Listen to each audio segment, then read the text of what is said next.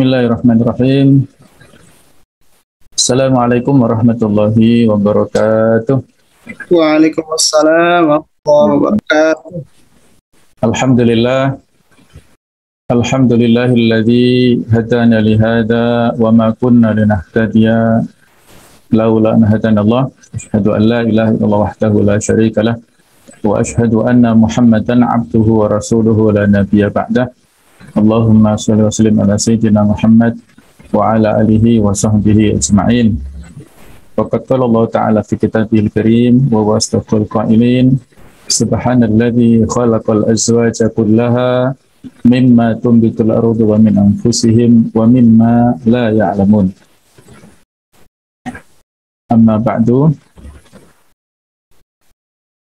Bapak Ibu sekalian, adik-adikku dan rekan-rekan sekalian yang dirahmati Allah Ta'ala, alhamdulillah dalam kehidupan ini berkewajiban untuk menghambakan diri kepada Allah Ta'ala. Wa ma khalaqtul jinna wal insa illa liya'budun.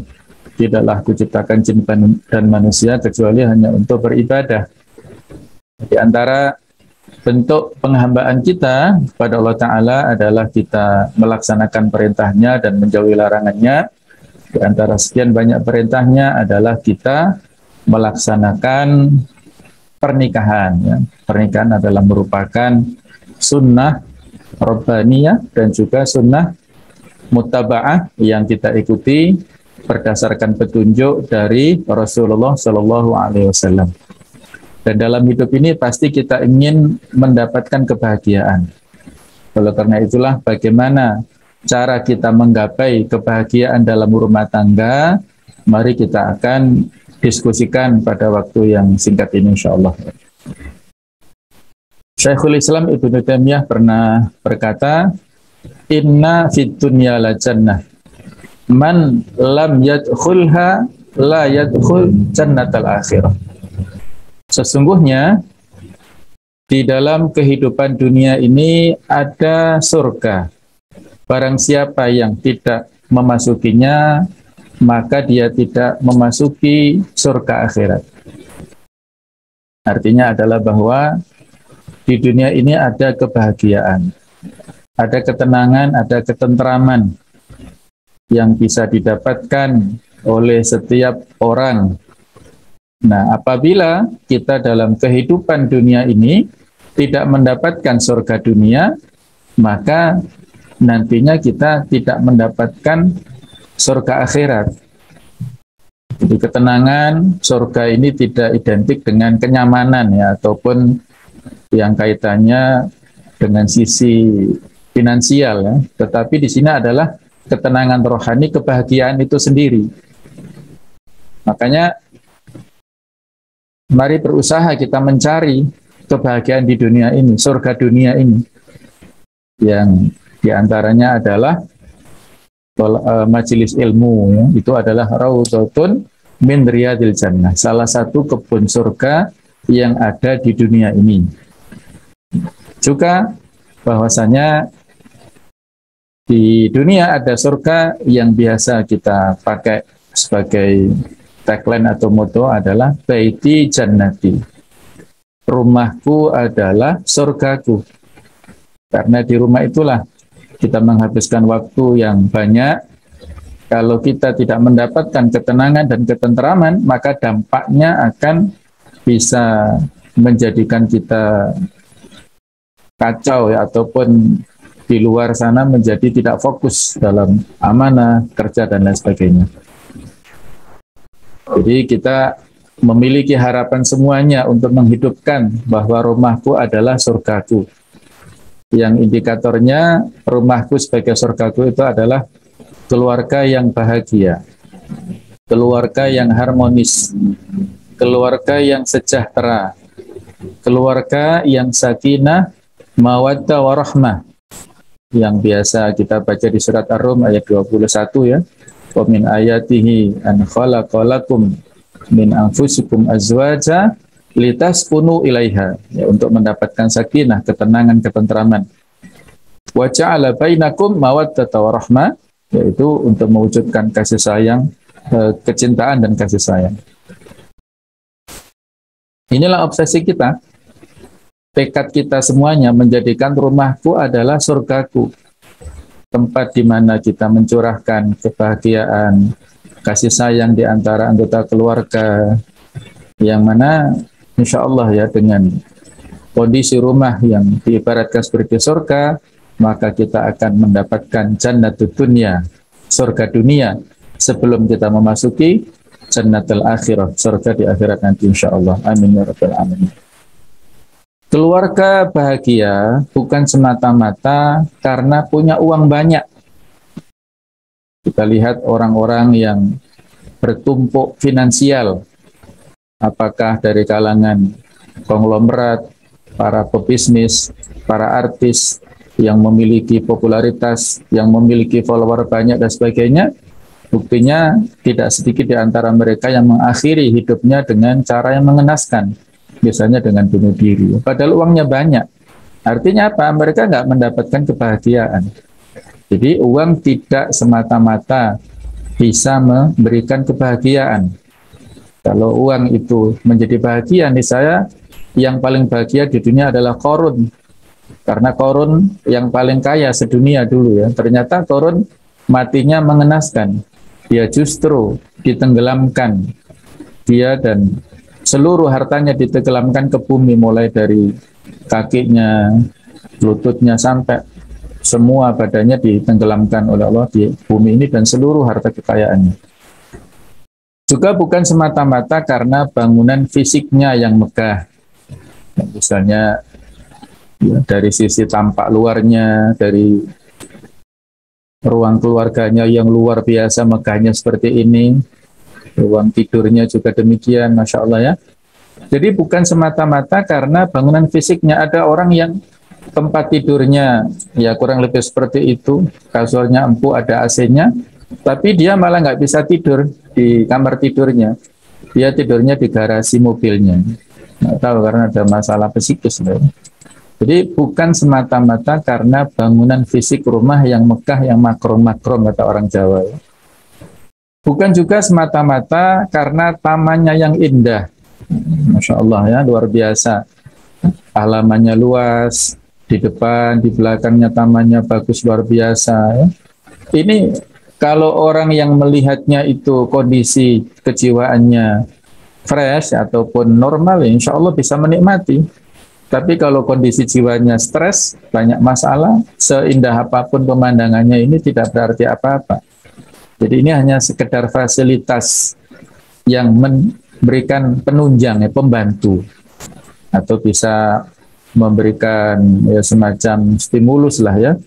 Yang intinya adalah ini ya, kebahagiaan rumah tangga bukanlah berdasarkan kesenangan materi saja, tapi kebahagiaan hakiki akan muncul dari dalam jiwa, disebabkan oleh adanya ketakwaan kepada Allah Subhanahu wa Ta'ala. Bila takwa telah menjadi sendi utama, maka kekurangan material apapun akan menjadi ringan. Dengan takwa akan memunculkan fiqh, yaitu kepercayaan antara suami istri, sehingga akan melahirkan ketentraman dan ketenangan. Dengan ketakwaan, hubungan antara suami dan istri serta anak-anaknya akan menjadi indah, karena semua akan sadar akan tanggung jawabnya dan hak-haknya. Wa tazawwadu fa inna khairaz zati taqwa. Dan berbekalah kalian, sesungguhnya sebagus-bagus bekal adalah ketakwaan. Walaupun ini konteksnya dalam ibadah haji ya, tapi bisa untuk dikiaskan, dianalogkan ke jenis safar yang lainnya, termasuk rumah tangga. Itu adalah ibarat sebuah safar, sebuah perjalanan. Kita berada di bahtera rumah tangga yang penuh dengan ombak, badai, angin, dan sebagainya. Maka harus memperkokoh bahteranya. Modalnya apa? Dengan ketakwaan. Apabila takwa kita miliki, insya Allah semua menjadi ringan ya. Wa may yattaqillaha yaj'al lahu makhraja. Barang siapa yang bertakwa kepada Allah akan diberikan solusi, jalan keluar masalah yang kita hadapi dalam kehidupan rumah tangga ini. bukan hanya satu dua, tapi numpuk banyak sekali. Maka makhraja, solusinya itu adalah datang bersumber dari ketakwaan kepada Allah Ta'ala. Wa yarzuqhu min haitsu la yahtasib. Diberikan rezeki oleh Allah Ta'ala dari jalan yang tidak dia sangka-sangka sebelumnya. Rezeki ini kita butuhkan dalam rumah tangga, walaupun ya masing-masing relatif ya kebutuhannya, tapi dengan modal takwa insya Allah akan diberikan rezeki. Kemudian wa may yattaqillah yaj'al lahu min amrihi yusra. Barang siapa yang bertakwa kepada Allah akan dijadikan urusannya itu mudah. Urusan yang susah, urusan yang berat, insya Allah dengan ketakwaan itu akan memberikan banyak kemudahan kepada kita. Dan banyak sekali ya hikmah pelajaran bisa kita dapatkan buah daripada ketakwaan. Nah, apa modal untuk mendapatkan kebahagiaan dan yang menjadi pilar atau prinsip dalam hubungan suami istri? Ada beberapa pakar yang menyebutkan bahwa prinsip hubungan dalam rumah tangga itu, keharmonisan rumah tangga itu ditentukan oleh dua hal. Yang pertama adalah karena faktor komunikasi. Dan yang kedua adalah apabila masing-masing menempati posisinya suami istri itu secara proporsional, menunaikan hak dan kewajibannya secara proporsional. Tentang komunikasi, insya Allah mungkin sudah atau belum ya dibahas pada tema yang lainnya. Dan komunikasi ini tidak berdiri sendiri. Komunikasi ini berawal dari sebuah kehangatan, dari keterbukaan, dari soroha ya, keterus-terangan antara masing-masing. Yang dalam bahasa teori ukhuwah ada proses at-ta'aruf, saling kenal mengenali, ada proses berikutnya at-tafahum, saling memahami, ada proses at-ta'awun, saling bekerja sama, dan ada yang paling tinggi adalah at-takaful, saling menanggung beban. Nah, jadi kalau anak tangga dalam hal ukhuwah itu belum bisa dipraktekkan dalam hubungan suami istri, orang yang sudah berumah tangga puluhan tahun itu bisa jadi nggak kenal dengan istrinya, tidak kenal dengan kesenangannya, tidak kenal dengan apa yang dia tidak sukai. Jadi hanya kenal namanya, fisiknya saja, tapi fisik ataupun yang detail-detail tidak dikenali. Nah, itulah pentingnya ta'aruf yang bukan hanya ada di awal-awal pernikahan, tapi terus ya, ta'aruf ini harus terus kita update. Setiap waktu kita berubah, maka setiap waktu harus berta'aruf masing-masing.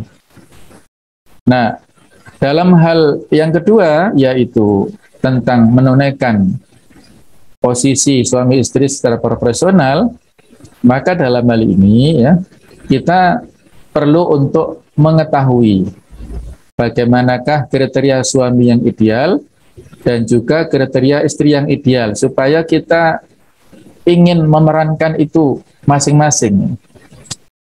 Suami ideal itu sebuah proses, tidak bim salah bim. Tidak ada seorang pun terlahir di dunia membawa status sebagai suami ideal. Untuk menjadi suami ideal harus melewati sebuah proses. Ya, suami ideal adalah sebuah proses. Jangan pernah membayangkan bahwa suami ideal itu terbentuk seketika.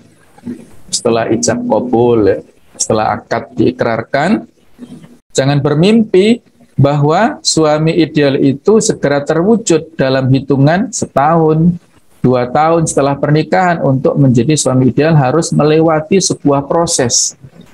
Yang ini masing-masing tergantung adaptasinya ya. Kalau yang cepat ya berarti insya Allah 1-2 tahun bisa, tapi kalau yang lambat bisa puluhan tahun. Lukisan umum seorang suami ideal adalah seorang suami yang mampu memahami, mengerti, menerima lalu membimbing istrinya. Suami ideal adalah suami yang bisa semaksimal mungkin menyenangkan dan membahagiakan istrinya tanpa keinginan untuk menyakitinya sama sekali. Untuk mewujudkan harus melewati sebuah proses panjang. Semakin langgeng usia pernikahan, seorang suami tentu akan semakin matang untuk menjadi ideal. Hanya saja jangan jadikan masa proses sebagai alasan untuk berleha-leha. Allahu a'lam bishawab. Biasanya dalam sebuah keluarga, ketika ada persoalan, ada masalah yang kaitannya dengan kita, dengan istri kita, atau nantinya kalau sudah punya anak dengan anak-anak, maka itu adalah dampak dari kesalahan kita sendiri. Kalau kita sebagai laki-laki berarti kita sebagai suami, ya. Artinya apa? Pasangan kita itu adalah cerminan dari kita sendiri. Sehingga ketika kita ingin menjadikan supaya rumah tangga kita itu menjadi yang sakinah mawaddah warahmah, maka harus ada proses untuk memperbaiki diri sendiri ini supaya menjadi suami yang ideal. Begitu pula tentang kriteria istri yang ideal, ciri istri idaman, yaitu istri yang penuh pengertian. Istri di depan suami dapat berperan multifungsi dan multiprofesi sebagai adik yang manja, kakak yang mengasihi, dan teman hidup yang memotivasi. Ad-dunya mata wa khairu mata'iha al-mar'atu sholihah. Dunia itu adalah kesenangan, perhiasan, dan sebaik-baik kesenangan dunia ini adalah istri yang sholihah. Nah, ini masing-masing ada rinciannya, ya. Jadi untuk mendapatkan, ya, mencapai posisi kita masing-masing, apakah kita yang laki-laki berperan sebagai suami yang ideal ataukah yang perempuan nantinya sebagai istri yang ideal, ini perlu proses, perlu adanya waktu, tidak ujuk-ujuk, ya. Nah, di dalam teori hadis disebutkan tentang kriteria memilih pasangan hidup. An Abi Hurairah radhiyallahu anhu anin Nabi sallallahu alaihi wasallam qala tunkahul mar'atu li arba'. Dari Abu Hurairah radhiyallahu anhu dari Nabi Muhammad sallallahu alaihi wasallam, beliau bersabda bahwa dinikahi seorang wanita itu disebabkan alasannya karena 4 faktor, 4 hal. Yang pertama, lima liha, karena hartanya. Yang kedua, wali hasabiha, karena nasabnya. Yang ketiga, wajamaliha, karena kecantikannya. Yang keempat, walidiniha, karena agamanya. Fadfar bidatitin taribat yadak, maka pilihlah karena agamanya, niscaya kamu akan beruntung. Hadis riwayat Bukhari. Ini kaitannya apabila laki-laki menentukan pilihan kepada wanita calon pendamping hidupnya. Biasanya karena faktor-faktor ini. Nah, sekarang coba kita teliti, ya, satu demi satu, walaupun tidak rinci, ya, tapi hanya global saja tentang harta. Kira-kira harta punya siapa?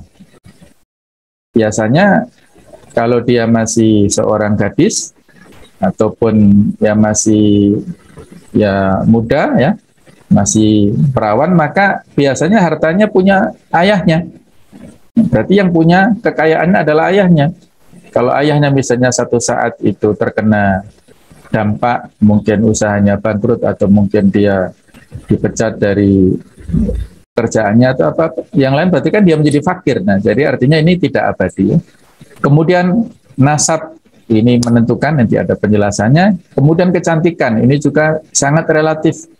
Mungkin ada orang yang mengatakan si fulanah itu cantik, yang lain mengatakan biasa, ya.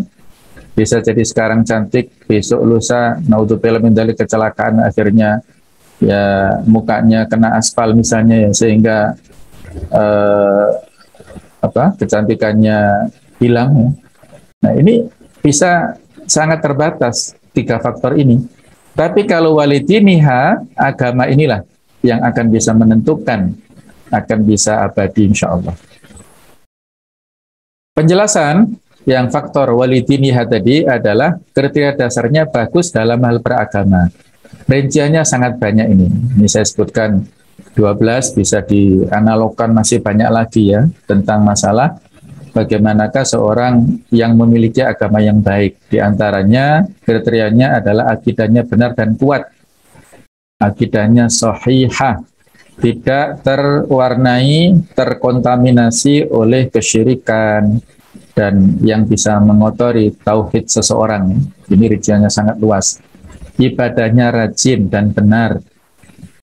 Ibadahnya rajin ya, ibadah mahdhahnya khususnya di sini dia punya amal harian ya, dia punya target-target harian, dia bisa mengkondisikan hatinya sehingga terus ya bisa konstan ataupun istiqomah dalam ibadahnya. Akhlaknya mulia, memiliki akhlak mahmudah, akhlak karimah ya, akhlak yang baik. Kemudian dia menutup aurat, ini juga penting ya. Kalau seorang laki-laki memilih wanita berarti ya paling tidak dia menutup aurat, memakai jilbab. Nah, jilbab pun juga harus yang syar'i ya, bukan jilbab yang asal-asalan ya. Dan dia tahu membedakan mana yang mahram dan mana yang bukan, sehingga bukan buka tutup auratnya. Pokoknya pahamlah dia dalam masalah aurat ini. Kemudian menjaga kehormatan dirinya. Dia bisa memiliki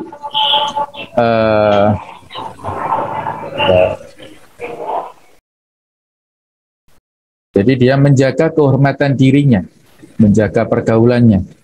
Dan juga fasih membaca Al-Quran. Al-Quran ini ya pedoman hidup kita ya, bacaan yang harus senantiasa kita luangkan waktu untuk kita baca sehari-hari. Kalau belum lancar atau belum fasih berarti harus berusaha ya. Usia-usia pranikah ini harus wajib, harus lancar dan fasih baca Al-Qur'annya.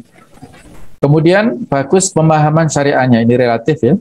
Tidak harus dari pesantren ataupun alumni dari perguruan tinggi yang berlatar belakang syariah, tapi yang pemahaman umum dia memahaminya, rukun Islam dia paham ya. Kemudian ibadah-ibadah mahdhah dia paham hukumnya, mana yang boleh, mana yang tidak. Dan juga kriteria berikutnya adalah dia berbakti pada orang tuanya. Kita lihat bagaimana seorang calon suami nantinya apakah dia menyayangi kepada istrinya, itu dilihat bagaimana perlakuan laki-laki itu kepada ibunya, kepada adik perempuannya. Nah, kalau dia punya sifat yang baik kepada wanita yang ada di keluarganya, insya Allah dia juga baik akhlaknya kepada istrinya nanti. Dan juga dia adalah menjaga lisannya. Ya, berhati-hati betul dengan apa yang namanya afatul lisan, bahaya-bahaya lisan. Tidak ngomong kecuali yang bagus, yang ngomongnya tidak menyakitkan, dia bisa mengukur lah dalam hal ini ya. Kemudian pandai mengatur waktunya. Munazzamun harisun ala waktihi ya. Jadi dia pandai dalam hal waktu, memanage waktunya dengan baik. Waktu tidak dihilangkan atau dibuang-buang ya, waktu 24 jam ini bisa kita pakai bermacam-macam. Bahkan waktu 1 jam saja ada orang yang bisa menghasilkan, apakah untuk dunianya, ataukah untuk akhiratnya, ataukah untuk produktivitasnya, itu banyak. Tapi tidak sedikit juga orang yang 1 jam lewat, dia nggak dapat apa-apa. Hanya dapat lahun saja, ataupun sia-sia ya. Jadi kembali pada waktunya, dan itu masalahnya nanti ditanya oleh Allah Ta'ala. Tsumma latus'alunna yauma idzin 'anin na'im. Kemudian kalian akan ditanya pada hari itu tentang nikmat. Di antara nikmat adalah waktu itu akan ditanya. Menunaikan amanah ya, suami ataupun pasangan kriteria yang bagus adalah dalam hal agama dia menunaikan amanah dengan semaksimal mungkin. Dan juga yang tidak kalah penting adalah menjaga diri dari dosa-dosanya, menjaga muruahnya, menjauhkan diri dari tempat-tempat maksiat supaya tidak terkena syubhatnya.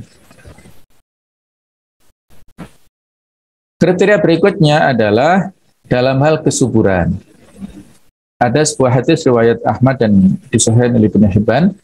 Nabi SAW bersabda, "Tazawwajul wadud al-walud, fa inni mukatsirun bikumul anbiya yaumal qiyamah." Nikahilah kalian semua wanita yang penyayang dan banyak anaknya yang subur. Fa inni mukatsirun bikumul anbiya, karena nanti aku akan berlomba-lomba dengan nabi lainnya pada hari kiamat. Akan berlomba-lomba banyak-banyakan umat nanti pada hari kiamat.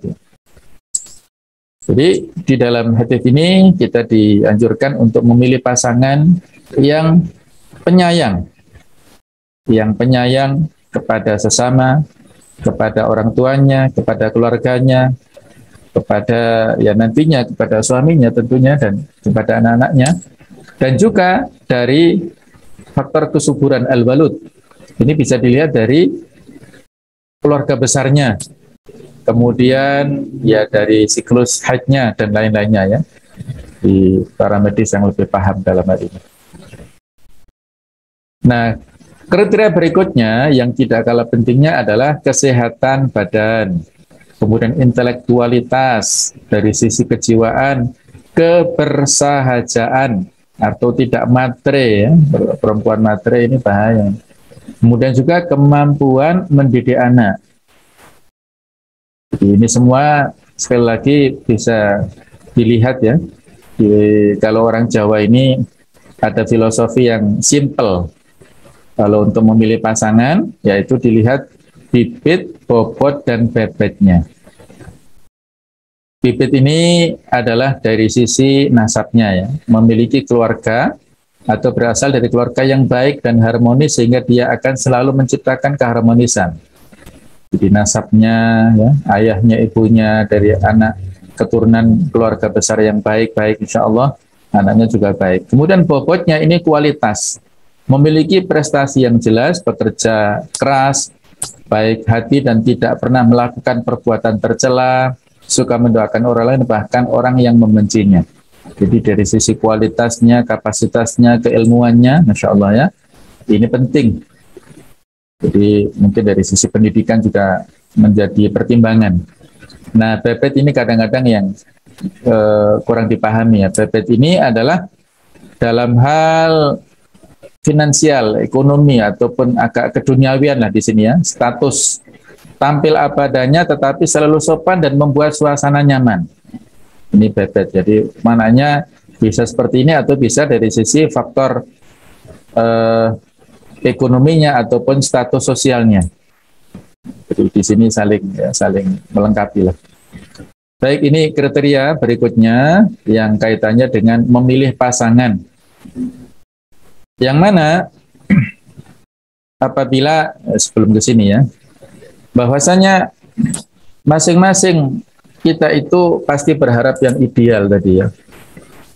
Namun ada rumus ataupun dari sejarah dan juga dari ayat-ayat Al-Quran maupun hadis itu yang bisa kita ambil kesimpulan adalah bahwa ketika kita ingin mendapatkan pasangan yang baik, maka kita harus memperbaiki kualitas diri kita. Di surat An-Nur ayat ke-26 Allah berfirman, Al-khabithatu lil-khabithin. Wanita-wanita yang buruk itu adalah untuk perempuan, untuk laki-laki yang buruk. Kemudian wal khabithuna lil khabithat. Laki-laki yang buruk adalah untuk perempuan-perempuan yang buruk. Kebalikannya, wat thayyibatu lit thayyibina wat thayyibuna lit thayyibat. Wanita-wanita yang solihah adalah untuk laki-laki yang soleh, dan kebalikannya, laki-laki yang soleh adalah juga untuk perempuan yang soleh. Artinya apa? Di sini ada kesekufuan, ya, dalam bab kesolehan. Ketika kita ingin menjadikan pasangan kita itu soleh ataupun solihah, maka yang lebih dahulu adalah kita memperbaiki kualitas diri kita. Itu adalah yang lebih utama. Kembali ke kualitas ya, kualitas diri kita update. Dalam sejarah misalnya, saya kasih contoh bagaimana Umar bin Khattab itu memilih pasangan untuk anaknya yang bernama Abdul Aziz. Itu dipilihnya dari seorang wanita, seorang putri yang sangat jujur ya. Ketika Umar bin Khattab saat itu menjadi khalifah, mengumumkan supaya jamaah atau masyarakatnya mengumpulkan susu. Nah, pada saat malam hari beliau sidak dengan diam-diam. Ya, ternyata ada salah satu rumah yang saat itu ibunya ingin berbuat curang, mencampur susu dengan air. Maka si putrinya menghalangi. Ibu, kenapa dicampur air? Khalifah kan memerintahkan untuk kita mengumpulkan susu. Maka ibunya bilang, Khalifah kan nggak lihat kita. Tapi anaknya bilang, ya kalau orang sama berpikiran seperti kita, yang terkumpul bukan susu tapi air ya, campurannya dengan bercampur susu. Walaupun Umar Khalifah tidak melihat, Allah melihat. Nah, akhirnya Umar terharu dengan pendapat dari si anak ini, maka besoknya anaknya Umar ini suruh datang dan melamar si anak gadis itu. Dari keturunan mereka itulah akhirnya lahir pemimpin besar yang bernama Umar bin Abdul Aziz ya. Jadi itu dari keturunan bapak yang soleh dan ibu yang solihah. Ulama besar lainnya misalnya Al-Imam Abu Hanifah. Itu lahir dari seorang pemuda yang nantinya menjadi bapaknya Abu Hanifah adalah, jadi nama asli Abu Hanifah adalah Al-Nu'man bin Thabit bin Suto itu. Nah, jadi bapaknya ini adalah seorang yang sangat solih, bertemu dengan istri yang solihah. Itulah mereka luar biasa ya. Jadi dari keturunan bibit, bobo dan bebet yang luar biasa melahirkan anak-anak yang luar biasa. Berikutnya adalah tentang tanggung jawab dalam keluarga. Baik itu tanggung jawab suami. Jadi semenjak jadi seorang istri dan ibu, akhirnya aku tahu ini maksudnya mukadimah saja ya. Jadi suami yang ideal adalah pria yang keren itu bukan yang ganteng dan berotot saja, tapi yang bertanggung jawab, menafkahi dan berjuang bersama membesarkan anak-anaknya. Inilah suami punya tanggung jawab ya. Dia adalah menjadi qawwam, menjadi pimpinan ya, menjadi leader dalam rumah tangga. Bisa membina anak-anaknya, membina istrinya untuk ke arah yang baik dan memberikan nafkah yang halal yang thayyib kepada keluarganya. Kemudian tanggung jawab istri adalah sebagai tanggung jawab wanita sebagai ibu dan istri memiliki tanggung jawab untuk mencari ridha Allah dengan melayani suami, menjadi motivator kesuksesan suami, mengurus rumah tangga dengan baik, dan mengontrol anak-anak dan senantiasa menambah bekal diri dengan ilmu dan akhlak. Artinya dia sebagai seorang istri pendamping yang setia, mendampingi suaminya ridho dengan suaminya, dan dia terus ya memberikan motivasi nasihat yang baik kepada suaminya ketika misalnya turun semangatnya, mungkin ketika ada masalah di pekerjaan, maka istrinya inilah yang bisa memberi motivasi yang tepat kepada suaminya. Dan ada tanggung jawab bersama, apakah itu menjaga adab kesopanan dalam pergaulan di dalam rumah tangga, perkataan ataupun perbuatan. Kemudian yang kedua, saling menghormati cinta dan kasih sayang karena Allah Ta'ala, menghargai pasangan dan berlaku adil dalam perkataan dan perbuatannya. Ini tanggung jawab bersama di dalam anggota keluarga. Ini di antara 5 contoh sikap tanggung jawab sebagai anggota keluarga. Yang pertama adalah mematuhi peraturan yang sudah ditetapkan bersama. Jadi, ibarat keluarga adalah sebuah organisasi yang ada kesepakatan bersama.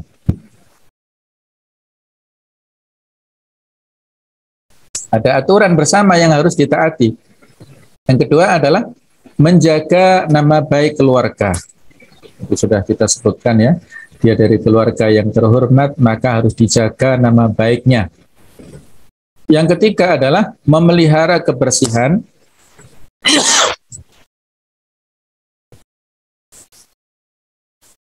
Memelihara kebersihan, keamanan dan kenyamanan dalam keluarga. Yang keempat, bersikap atau bertingkah laku sesuai dengan norma dan aturan yang berlaku dalam keluarga. Yang kelima adalah menjaga keharmonisan keluarga dengan saling menyayangi dan menghormati serta satu sama lain saling menghargai. Jadi landasannya adalah cinta dan kasih sayang di antara semuanya. Jadi tanggung jawab kita semuanya.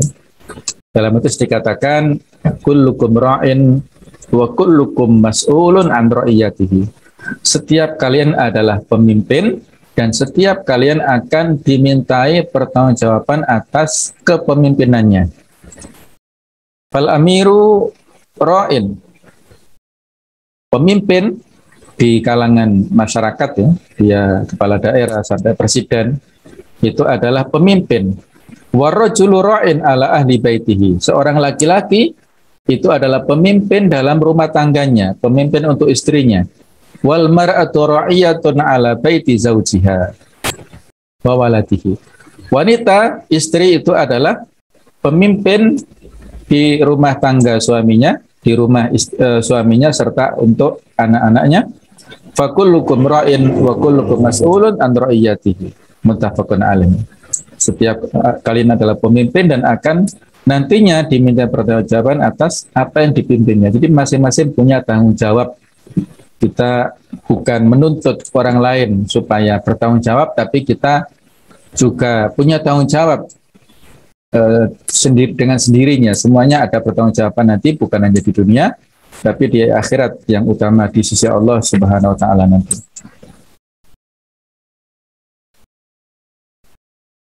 Berikutnya, ini tambahan ya, suami yang beruntung itu adalah suami yang memiliki istri yang baik, menyenangkan dan perhatian.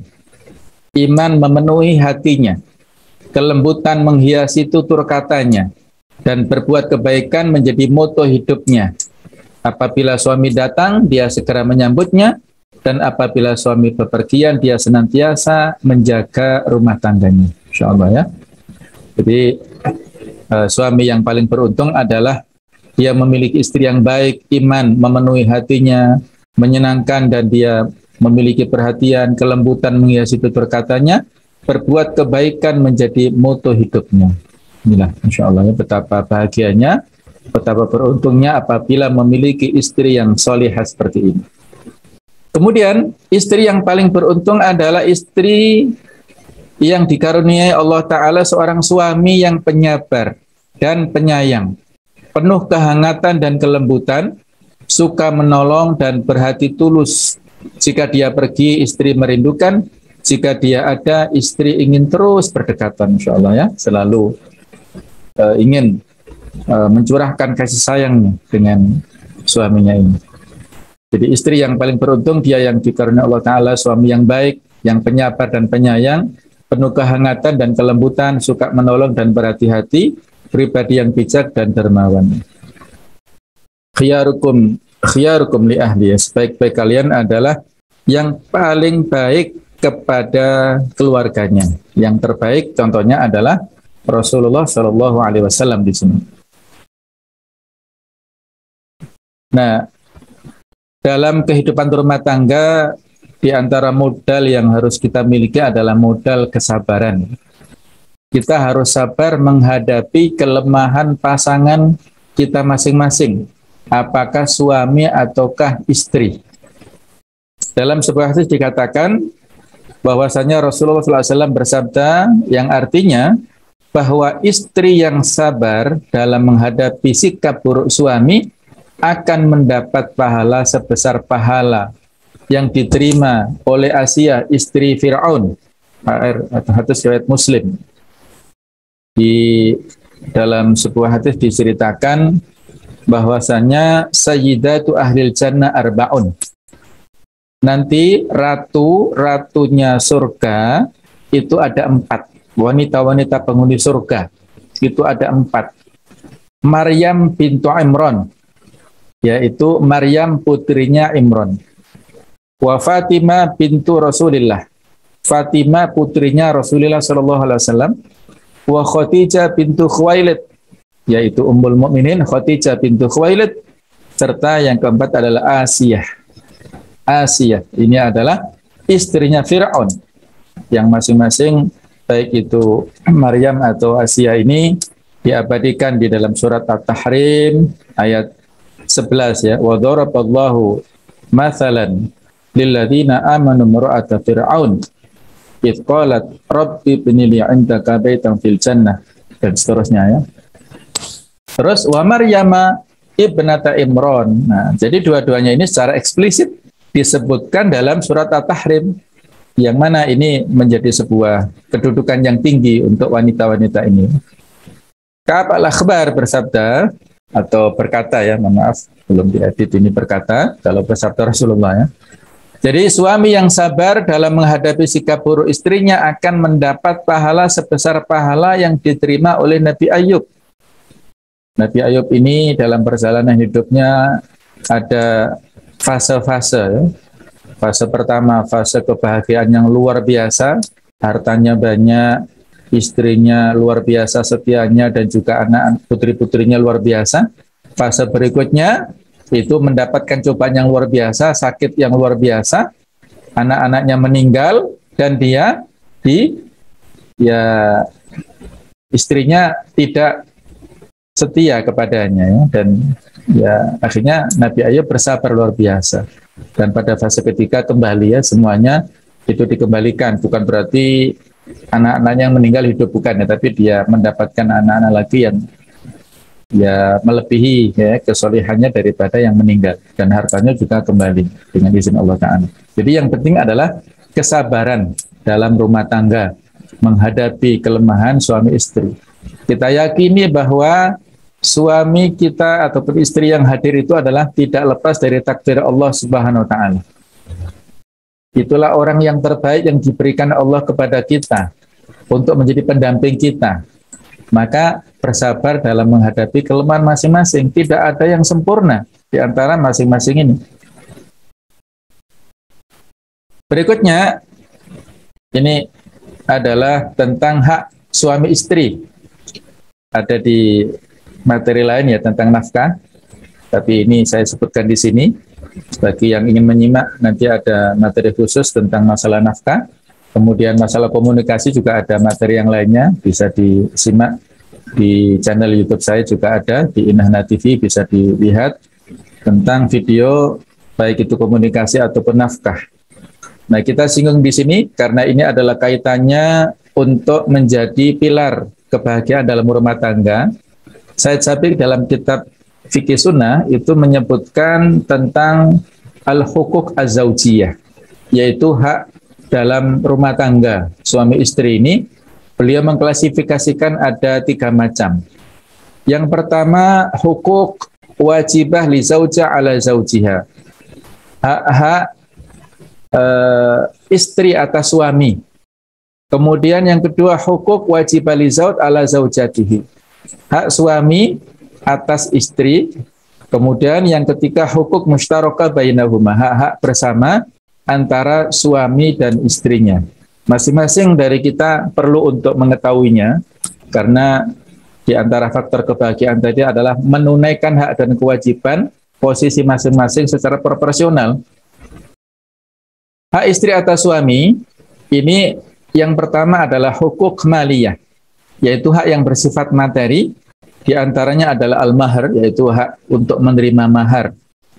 Disebutkan dalam beberapa ayat, saya sitir sebagiannya, surat An-Nisa ayat yang keempat, Allah berfirman, wa atun nisa'a saduqatihinna nihlah.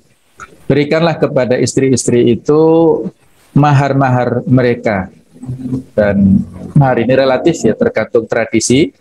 Dan dalam riwayat disebutkan wanita yang terbaik adalah wanita yang sederhana dalam meminta mahar kepada calon suaminya supaya tidak memberatkan.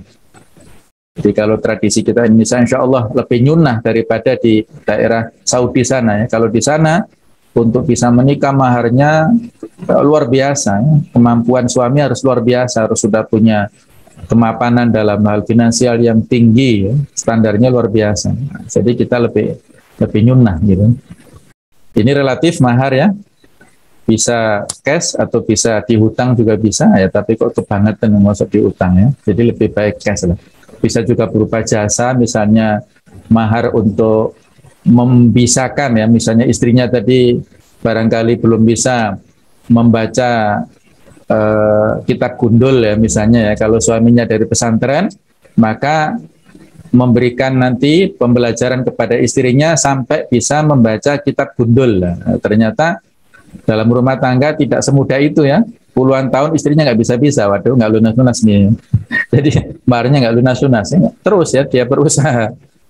Ya, sebaiknya adalah cash ya, dilunasi pada saat itu. Kemudian hak atas nafkah. Di antaranya surat At-Tolak ayat yang ke-7. Askinuhunna min haitsu sakantum min wujdikum. Berikanlah tempat tinggal ya kepada pasangan kalian sesuai dengan yang kalian ya, yang layak ya kepada istri kita. Kemudian hak atas ini tempat kediaman, maaf ya. Jadi kalau nafkah ini At-Tolak ayat 7, liyunfiq dzu sa'atin min sa'ati, hendaklah orang yang memiliki kemampuan memberikan nafkah. Ya, suami yang mampu memberikan nafkah. Ini tentang nafkah ini ada penjelasannya nanti sekilas. Kemudian yang berikutnya tentang kediaman itu At-Tolak ayat yang ke-6, askinuhunna min haitsu sakantum min wujdikum. Inilah sifat hak-hak istri atas suami yang bersifat materi.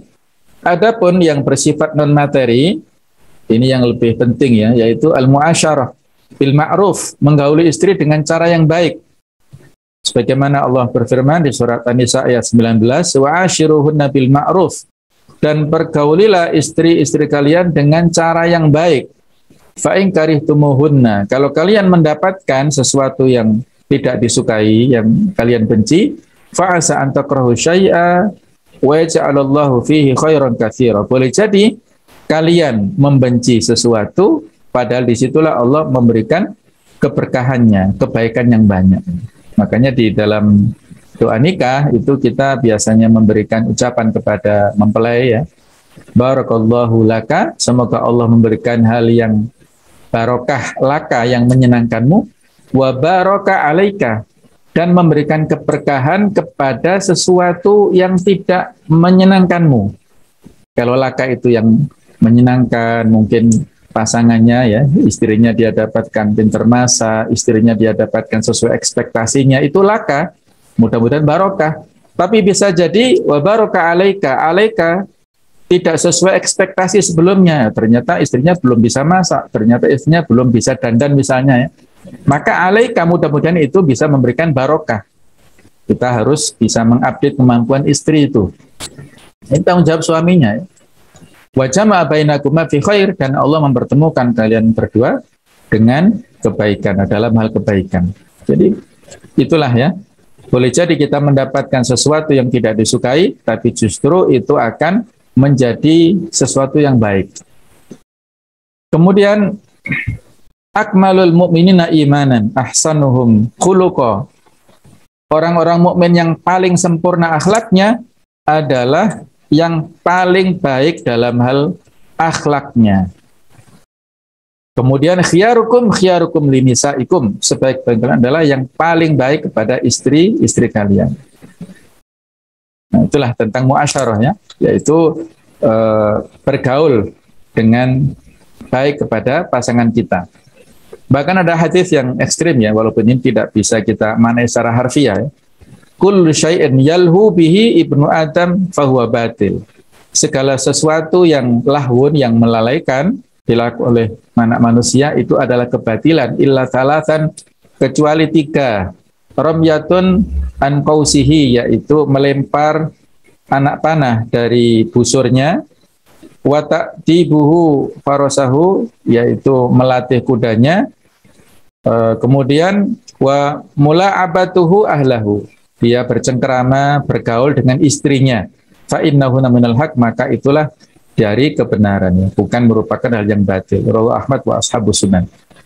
Jadi ini tidak kita maknai secara harfiah, namun yang ketiga itu relevan dengan yang kita ingin. Apa yang kita lakukan, senda gurau, bercengkerama, bahkan ya melakukan hubungan suami istri, itu adalah sesuatu yang hak, yang memberikan keberkahan ya dalam hubungan rumah tangga itu. Kemudian kewajiban yang kaitannya dengan sifat non materi, suami menjaga dan memelihara istrinya, sianatuha.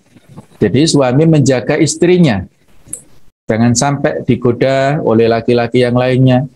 Jadi suami harus memiliki tanggung jawab di sini. Ya ayyuhalladzina amanu qu anfusakum wa ahlikum nar, At-Tahrim ayat 6 ini.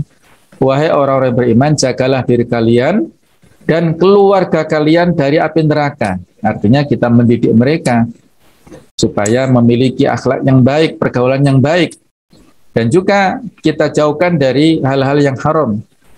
Jadi suami ini harus punya semacam al-ghirah, kecemburuan yang positif. Ada sebuah hadis, salah satun la yadkhulunal jannah, ada 3 orang yang tidak masuk surga. Yang pertama al-aquli walidayhi, yaitu orang yang durhaka kepada ibu bapaknya. Yang kedua waddayus, yaitu suami yang tidak punya rasa cemburu kepada istrinya. Istrinya bersama laki-laki non mahram kemana-mana berdua ya, dia tidak punya kecurigaan sama sekali, ini bahaya. Kemudian yang ketiga warajalatun nisa, yaitu wanita-wanita yang kelaki-lakian, yang macaknya, sikapnya seperti laki-laki.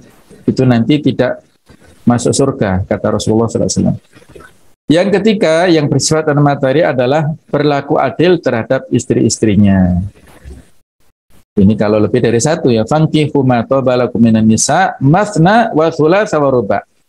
Nikailah wanita-wanita baik itu 2, 3 ataupun 4. Fa in khiftum alla ta'dilu fawahidatan. Kalau tidak mampu maka milih 1.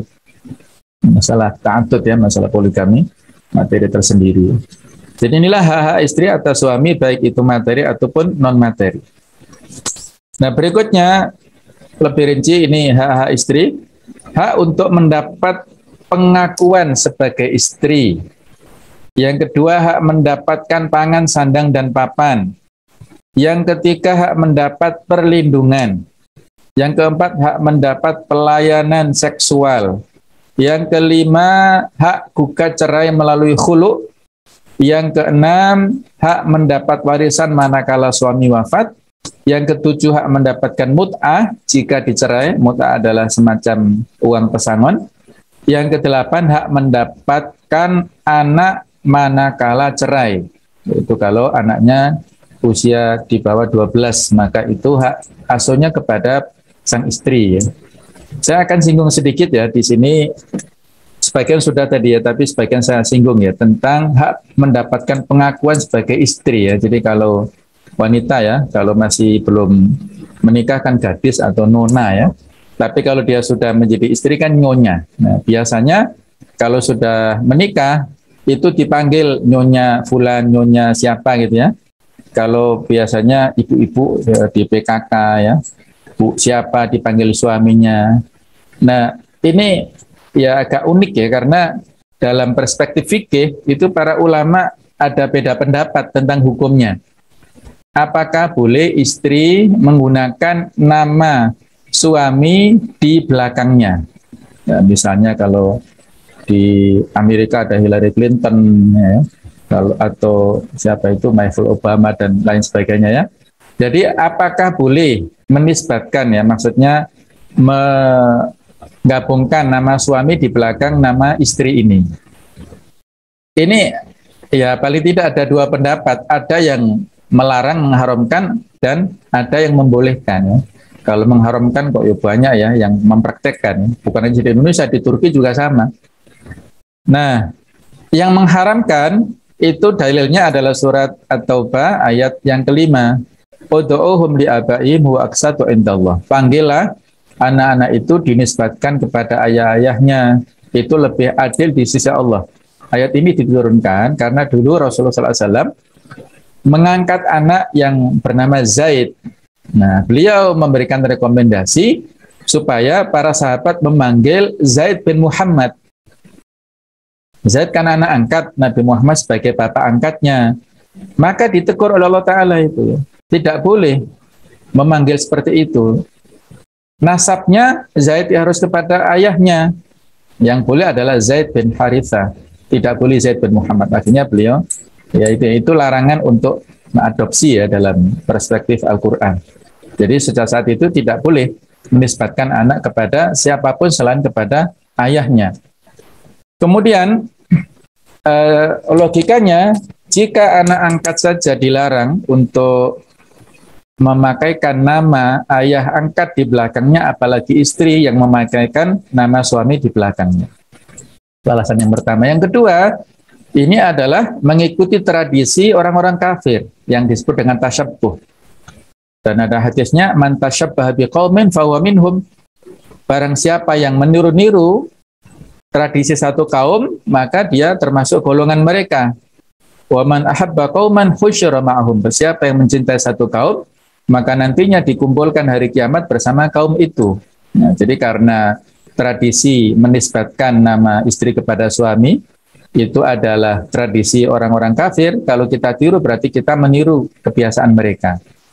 Betulkah pendapat seperti itu? Ya, ini biasanya pendapat dari sana ya, dari ulama-ulama Saudi dan sekitarnya yang menurut saya itu adalah tekstual ya. Nah, pendapat yang kedua itu boleh, ya, tidak ada masalah. Adalah boleh karena biasanya di Arab itu memanggil orang dengan sebutan-sebutan profesinya. Misalnya Al-Khattat kalau dia adalah kaligrafer, Al-Khayyat dia adalah penjahit misalnya ya. Itu disebutkan Al-Hafidh ya kalau itu ahli dalam bidang hadis. Nah, kemudian juga berdasarkan perkawinan, ini ada dasarnya yang tadi sudah kita singgung ya. Di surat At-Tahrim ayat yang ke-10, Daraballahu mathalan lilladzina kafarum ra'ata Nuh wa mra'ata Lut. Allah menjadikan permisalan orang kafir adalah seperti istrinya Nuh dan istrinya Lut. Nah, jadi Allah menyebut istri ya, imra'ata Nuh dan imra'ata Lut. Nah, berarti istri itu bersandar kepada suami juga.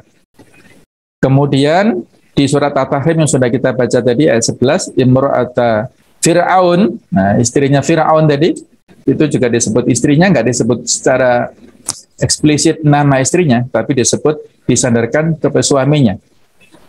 Kemudian dalil dari hadis, ada seorang sahabat yang minta izin kepada Rasulullah SAW, Rasulullah, Zainab itu minta izin akan mendatangi antum untuk bertanya sesuatu. Kemudian Rasulullah bertanya, ayu Zainab, Zainab yang mana? Nah, maka dikatakan, dijawab adalah Imro'atu ibni Mas'ud.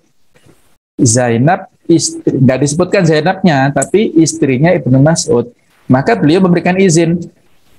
Diberikan dalam hadis itu, Imro'atu ibni Mas'ud itu istrinya Ibnu Mas'ud. Ya. Tidak disebutkan nama istrinya, tapi Imro'atu ya, nyonya Ibnu Mas'ud atau Bu Ibnu Mas'ud lah gitu ya.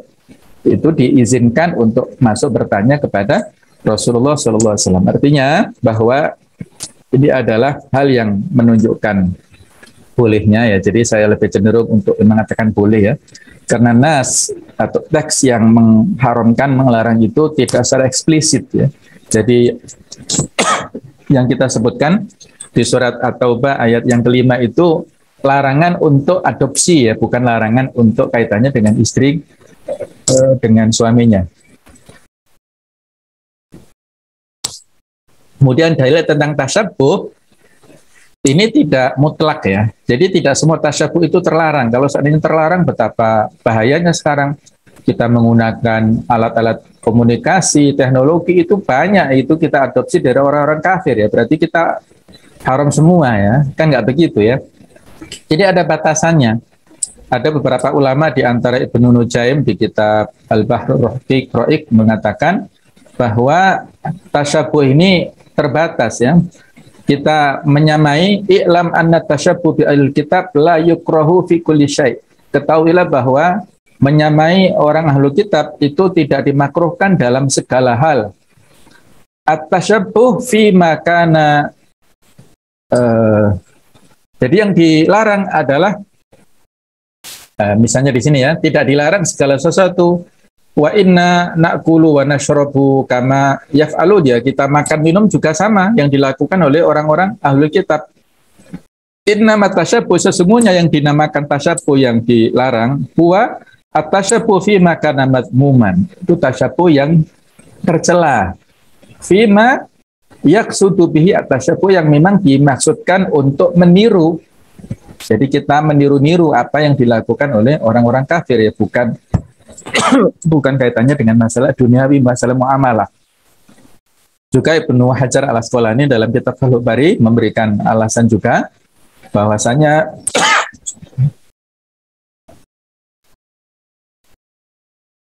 tentang beliau memberikan sebuah hadis, alas kecil yang dipakai di punggung kuda yang biasa dipakai oleh orang-orang non-muslim ya saat mengendarai kuda.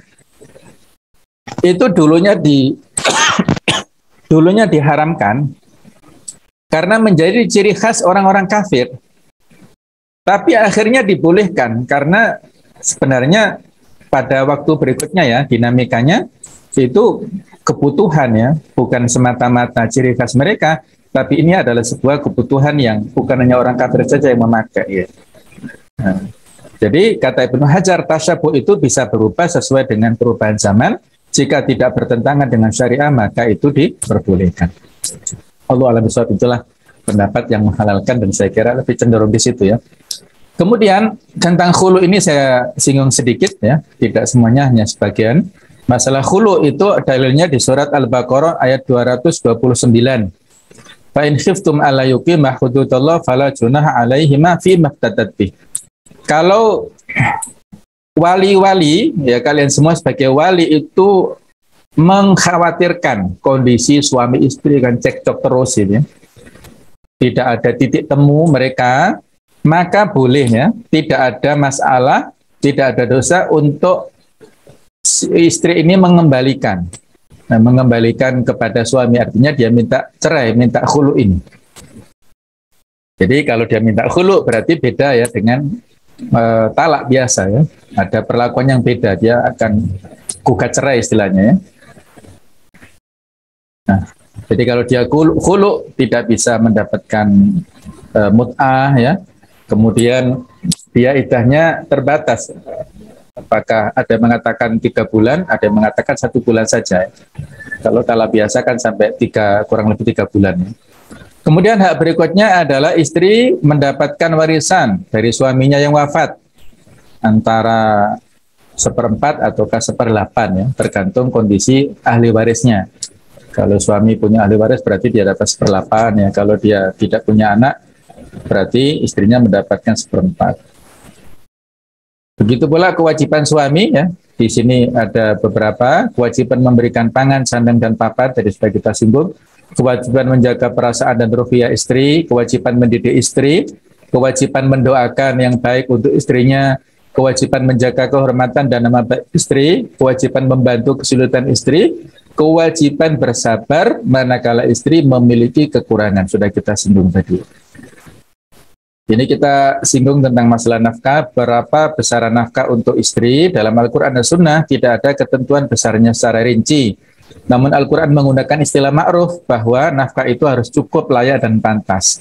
Kedua, sesuai dengan kemampuan. Sebagaimana dalam surat At-Tolak tadi 6 dan 7 sudah kita baca. Ketentuan umum seperti ini sebenarnya memberikan kemudahan dan kebaikan untuk seluruh keluarga muslim. Di satu sisi, ia tidak memberatkan suami, di sisi lain tidak mendolimi pada istri. Jadi standarnya. Lalu bagaimana menentukan besaran nafkah? Ini para ulama berbeda, yaitu diantaranya ada 3 pendekatan ini. Yang pertama sesuai kebutuhan istri. Besarnya nafkah sesuai dengan kondisi dan kebutuhan istri berdasarkan hadis Hindun binti Utbah yang Rasulullah persilahkan mengambil harta suaminya yang bakhil. Sebagian ulama menentukan besarnya nafkah untuk istri diukur menurut kebutuhan istri dengan ukuran yang ma'ruf. Hadis ini menunjukkan bahwa jumlah nafkah diukur menurut kebutuhan istri dengan ukuran yang ma'ruf, yaitu ukuran yang standar bagi setiap orang, di samping memperhatikan kebiasaan yang berlaku pada keluarga istri. Terang Sayyid Sabiq dalam fikih sunnahnya, karenanya jumlah nafkah berbeda menurut zaman, tempat, dan keadaan individunya. Dan juga pendekatan yang kedua adalah sesuai dengan kemampuan suaminya. Jadi misalnya disebutkan ya dalam mazhab Syafi'i sejalan dengan mazhab Hanafi bahwa menentukan jumlah nafkah bukan berdasarkan kebutuhan, tetapi diukur berdasarkan hukum syarak dengan mempertimbangkan kemampuan suami. Maka dalam mazhab ini, suami yang kaya wajib memberikan nafkah 2 mud per hari, sedangkan suami yang miskin wajib memberikan nafkah 1 mud per hari. Di antara keduanya bisa 1,5 mud per hari. Berapa nilainya? Ya, 1 mud itu setara 6 on ya. Biasanya fidyah itu 1 muding. Gandum atau beras memberikan makan yang layak. Dan pendekatan ketiga adalah sesuai dengan kebutuhan pokok, baik pendapat pertama maupun kedua, keduanya tidak membatasi nafkah, hanya makanan. Nafkah yang wajib minimal meliputi kebutuhan pokok, minimalnya adalah makanan, pakaian, dan tempat tinggal. Kemudian ada bahkan mayoritas ulama menambahkan beberapa hal sebagai nafkah minimal, diantaranya dalam hal makanan. Jadi mempertimbangkan kebutuhan dan kemampuan, juga tradisi yang berlaku di masyarakat setempat. Dalam masyarakat kita, makanan artinya makan 3 kali sehari, jika bisa 4 sehat 5 sempurna. Kalau diet berarti 1 kali sehari. Pakaian, jika suami miskin, menurut ulama Syafi'iyah minimal memberikan 2 pakaian. Setiap kali rusak, suami wajib mengganti pakaian tersebut, dan pakaian di sini harus menutup aurat secara sempurna. Ya minimal 2 pakaian ini sebatas mana? Apakah setahun 2 ya, Masya Allah ya. Luar biasa zuhudnya ya. Paling enggak ya sesuai dengan momentum lah. Hari raya misalnya Idul Fitri, Idul Adha, atau momentum yang lainnya ya, sesuai dengan kebutuhan. Kemudian tempat tinggal, suami wajib memberikan tempat tinggal untuk istri yang tidak bercampur dengan keluarga lain. Namun jika istri selera untuk tinggal di rumah mertua, hal itu tidak masalah. Idealnya tempat tinggal ini adalah rumah milik sendiri meskipun kecil. Namun jika suami belum mampu membeli rumah, tempat tinggal bisa diperoleh dengan sewa atau kontrak, tidak masalah ya. Jadi fleksibel ya, sesuai dengan kebutuhan suaminya. Lanjutannya tentang obat-obatan atau kesehatan. Sebagian ulama menyebut obat-obatan bukan kewajiban suami, namun pendapat ini tertolak. Bahkan banyak ulama menjelaskan obat-obatan atau kesehatan lebih penting daripada makanan. Karena jika seorang sakit, ia tidak bisa menikmati makanan. Dan betapa buruknya seorang suami yang hanya menyukai dan menafkahi istrinya di kala sehat, tetapi tidak bertanggung jawab saat istrinya sakit. Na'udzubillah ya. Jadi justru sekarang ini era pandemi mudah-mudahan segera berakhir, ini kesehatan adalah penting. Juga berikutnya yang tidak kalah pentingnya make up ini. Memang para ulama dahulu tidak menyebut make up karena istilah tersebut belum ada waktu itu. Namun kita bisa menggunakan istilah ini untuk mengelompokkan alat-alat berhias yang para ulama sebutkan. Ulama Malikiyah berkata suami wajib menyediakan alat-alat berhias yang penting untuk istri seperti celak, minyak, dan sejenisnya. Para ulama Syafi'iyah menambahkan sisir, sedangkan ulama Hanabilah menambahkan sabun. Ya. Jadi kita jangan hanya menuntut ya istri kita cantik, seger ya, terus-menerus awet muda, tapi kita harus membiayainya. Kadang-kadang suami membandingkan kok nggak seperti teman kantornya yang kinyis-kinyis terus misalnya. Ya mereka perawatannya luar biasa ya. Nah kita kalau ingin menjadikan istri kita terus seger seperti itu ya harus berbiaya, memberikan pelayanan kepada istri, membelikan make up yang cocok ya, perawatan yang reguler ataupun yang rutin ya kepada istri di facial atau di salon atau dimanapun ya, itu fleksibel lah masalah teknis ya. Jadi ini tanggung jawab suami. Kemudian pembantu, para ulama sepakat bahwa seorang istri wajib mendapatkan pembantu jika suami kaya dan istri terbiasa mendapatkan pelayanan sewaktu masih tinggal bersama orang tuanya. Atau istri memiliki harta yang tinggi atau sedang sakit. Bahkan menurut pendapat ulama Malikiyah, suami yang kaya wajib menyediakan 2 pembantu untuk istrinya. 1 pembantu dalam rumah dan 1 pembantu untuk urusan keluar rumah. Namun menurut mayoritas ulama tidak wajib menyediakan pembantu lebih dari 1. Dulu Fatimah binti Rasulullah itu pernah ngeluh kepada suaminya Ali, ya, karena suaminya kan miskin, nggak punya ongkos untuk cari pembantu ya. Ali menyarankan, coba curhat kepada ayahmu, kepada Rasulullah. Ketika Fatimah curhat kepada Rasulullah, ya, menyampaikan tangannya kasar ya karena menggiling makanan sendiri, menyediakan kebutuhan rumah ya dalam rumah sendiri. Ketika minta pembantu, Nabi nggak memberikan solusi pembantu, tapi malah memberi solusi untuk bertasbih 33 kali, tahmid 33, kemudian juga takbir 33 sebelum tidur, ya, itu akan bisa memberi solusi. Ternyata itu solusi rohaninya, ya. Jadi bukan solusi semata-mata secara fisik, tapi solusi psikis yang lebih penting. Berikutnya adalah hak suami atas istri, yaitu hukuk az-zauj ala zaujah. Ketaatan dan kepatuhan pada suami. An-nisa rijalu qawwamuna 'alan nisa. Laki-laki, suami itu adalah pemimpin atas wanita. Bima faddalallahu ba'duhum li ba'd, ya, karena keutamaan yang diberikan Allah sebagian atas yang lainnya, wa bima anfaqu min amwalihim, dan juga dikarenakan nafkah yang diberikan oleh suami kepada istrinya. Jadi dalam hal ini si istri adalah memberikan ketaatan karena suaminya adalah qawwamnya. Suami adalah imamnya dalam keluarganya, walaupun mungkin di luar istrinya pangkatnya lebih tinggi, tapi dalam rumah istri harus taat kepada suami. Kemudian mengurus dan mengatur rumah tangga dengan baik. Ya, Nisa 34 masih kelanjutannya. Dan juga menjaga diri dan harta suaminya. Disebutkan dalam sebuah hadis, idza sholatil mar'atu khamsaha, kalau wanita sholat 5 waktu, wa shamat syahroha, puasa Ramadan, wa hafidhat farjaha, dia menjaga kemaluannya, wa ta'at zaujaha, mentaati suaminya, qila laha, dikatakan nanti di hari akhirat, udkhulil jannah, masuklah kamu wahai istri ke surga, fi ayyi abwabil jannati syi'ti, dari pintu manapun yang 8 yang kamu sukai. Itu riwayat At-Tabrani. Jadi suami itu adalah surganya istri, suami adalah surganya istri, wasilah untuk masuk surganya istri. Maka ketaatan ketaatan kepada suami itu adalah wajib dilakukan oleh si istri. Ayyuma imra'atin matat wa zawjuha anha radin dakhalatil jannah.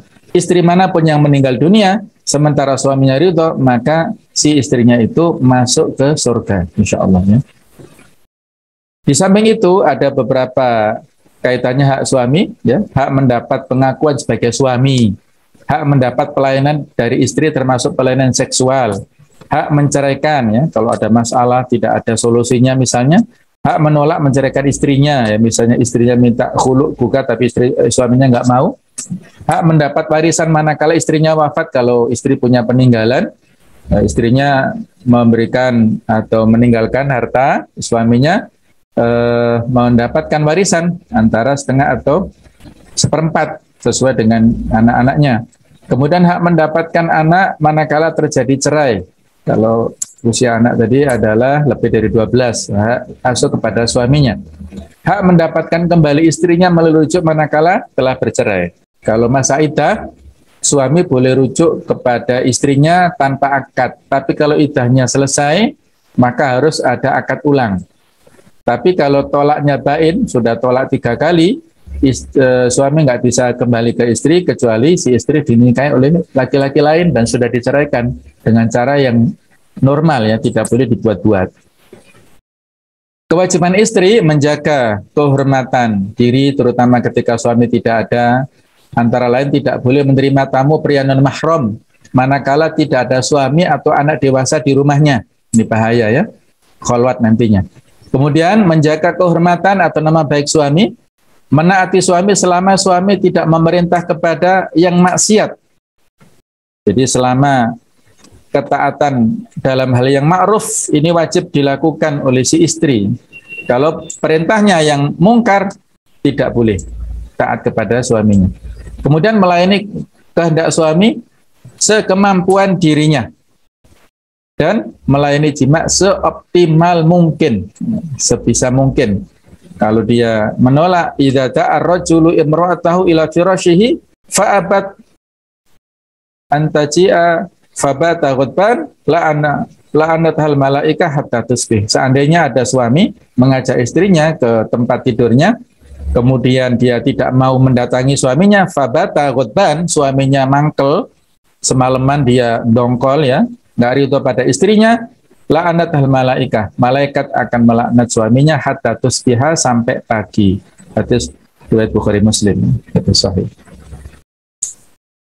Kemudian hak dan kewajiban bersama antara suami istri, halal saling bergaul, yaitu An-Nisa 23 ini adalah wanita-wanita yang haram dinikahi, selain yang mahram maka halal ya, artinya yang boleh dinikahi adalah yang di luar ini. Pergaulan yang baik dan tentram, saling cinta mencintai dan santun menyantuni, hak saling mewarisi, sudah kita singgung, dan juga hak saling menjaga rahasia. Hunna libasul lakum wa antum libasul lahunna. Istri adalah pakaian untuk suami, suami adalah pakaian untuk istri. Di antara fungsi pakaian adalah menutup aurat, menutup rahasia, menjaga rahasia masing-masing. Jangan sampai diumbar ke sana kemari, apalagi di medsos, Masya Allah ya. Ada faktor perceraian dikarenakan mengumbar kekurangan masing-masing di media sosial, menjadi curhatan untuk masyarakat umum ya. Ini aib ya, nggak boleh. Nah, tadi sudah kita singgung ya tentang pekerjaan rumah, mencuci baju, piring, merapikan rumah, ternyata bukan kewajiban istri. Abdul Majid Mahmud Matlub dalam kitabnya Al-Wajiz fil Ahkam Usra al-Islamiyah dan saya Sabik dalam Fikih Sunnah menjelaskan bahwa sebagian fuqaha berpandangan seorang suami tidak boleh menuntut istrinya secara hukum untuk melakukan pekerjaan rumah. Karena akad nikah yang terlaksana antara mereka berdua hanya bermaksud menghalalkan bergaul antara suami istri untuk menjaga kehormatan diri dan menghasilkan keturunan. Pekerjaan rumah seperti mencuci dan memasak termasuk dalam ruang lingkup kewajiban yang harus disediakan suami dalam kehidupan rumah tangga. Pandangan ini diwakili oleh mazhab Hanafi, Syafi'i, Maliki, dan Adz-Dzahiriyah. Adapun riwayat-riwayat yang menyebutkan bahwa istri harus melayani suaminya hanya menunjukkan sifat kerelaan dan keluhuran budi sang istri ya. Tapi tidak bisa parsial ya, bisa kita lihat betapa Assalamualaikum Ustaz.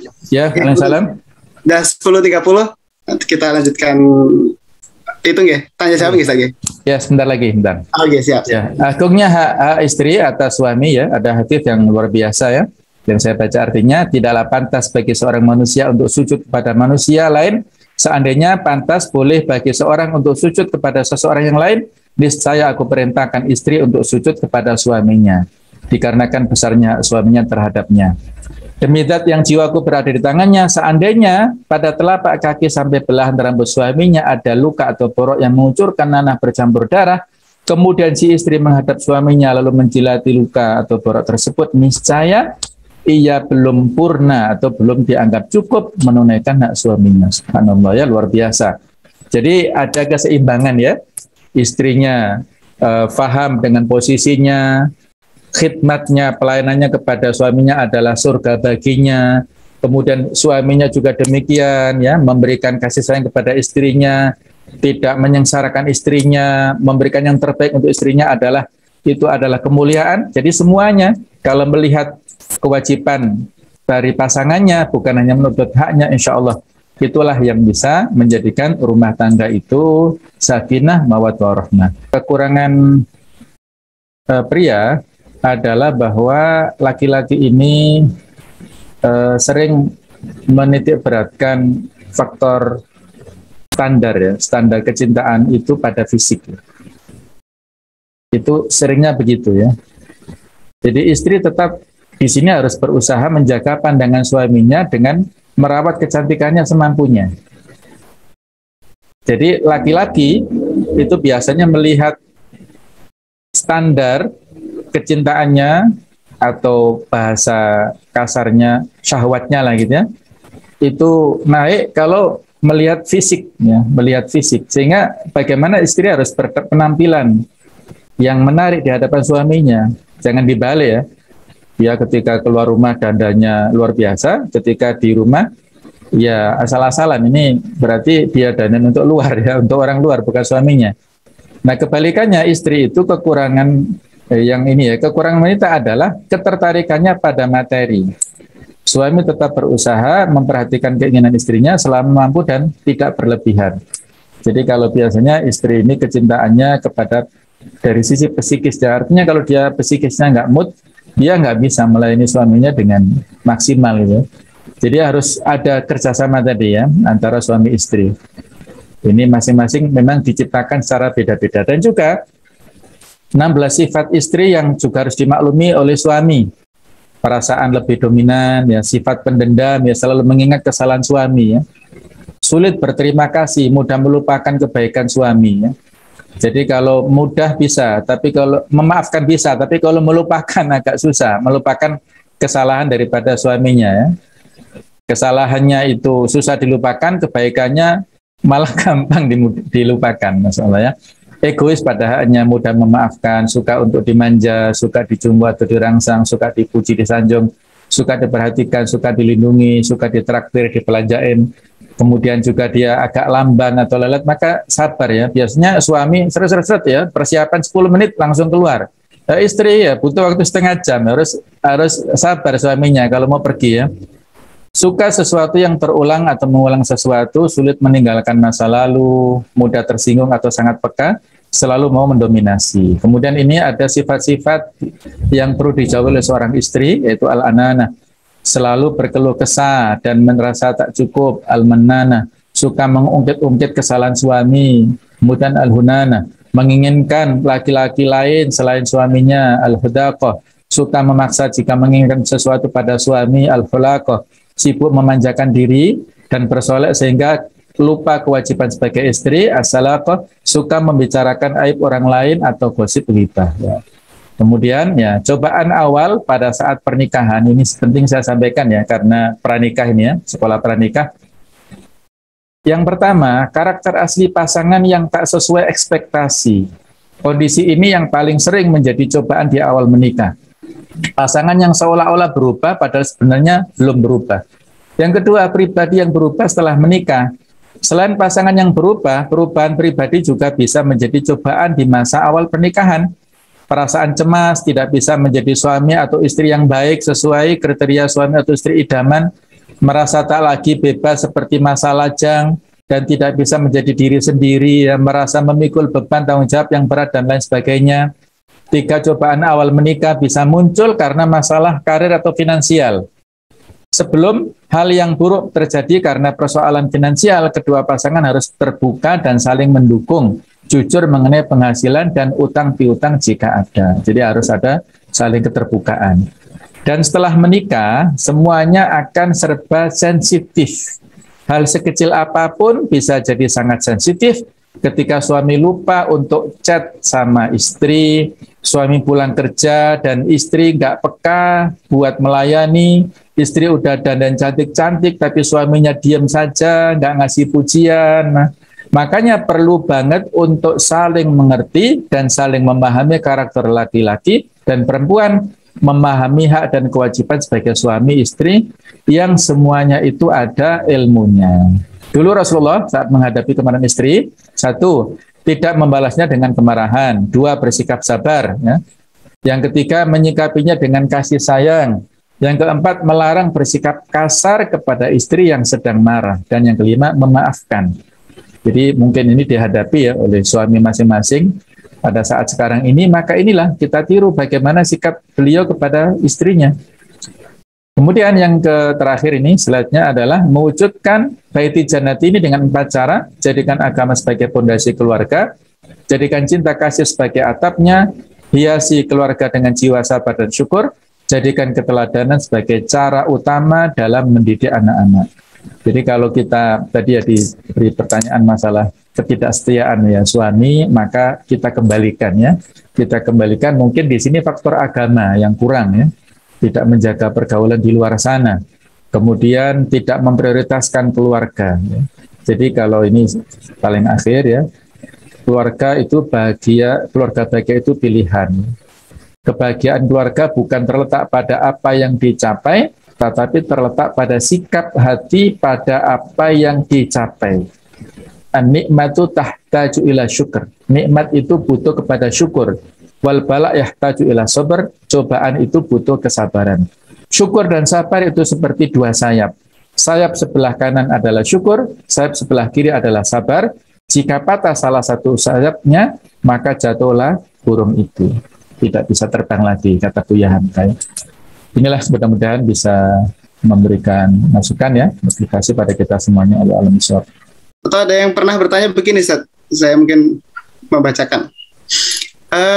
Sudah pada usia yang kira-kira sudah dianggap banyak orang seharusnya menikah gitu lah ya, tapi belum juga datang jodoh gitu, belum menemukan jodohnya.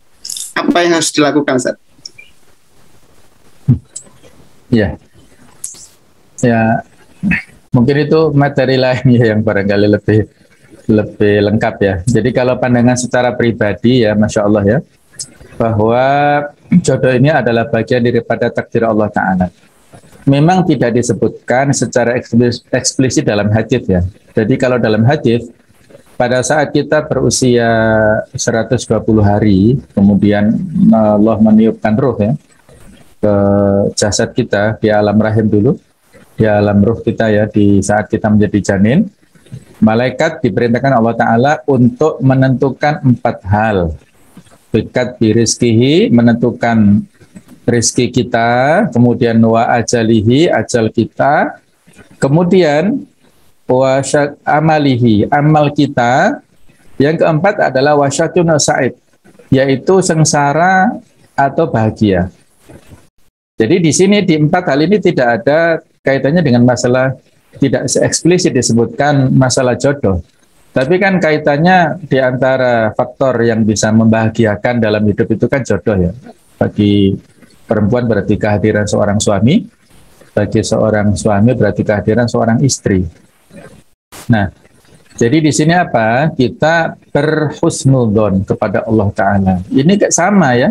Kasus jodoh ini adalah sama keimanan kita masuk rukun iman yang ke-6, yaitu qadha wal qadar. Ya, kalau dia mempermasalahkan tentang jodoh, berarti dia mempermasalahkan tentang takdir. Nah, takdir ini kalau dipermasalahkan berarti dia menggugat Allah Ta'ala. Na'udzubillah min dzalik ya. Ada kisah nyata itu ya, seorang wanita yang terobsesi ya. Jadi dia terobsesi untuk mendapatkan suami yang soleh luar biasa. Bahkan dia ingin mendapatkan suami seorang ya public figure lah. Dia seorang ustadz muda yang bagus, bacaan Qur'annya ya luar biasa ya. Jadi dia itu minta izin kepada orang tuanya untuk menemui ustadz itu untuk supaya dilamarkan, Masya Allah ya. Untuk dilamarkan kepada si ustadznya ini. Itu terobsesi.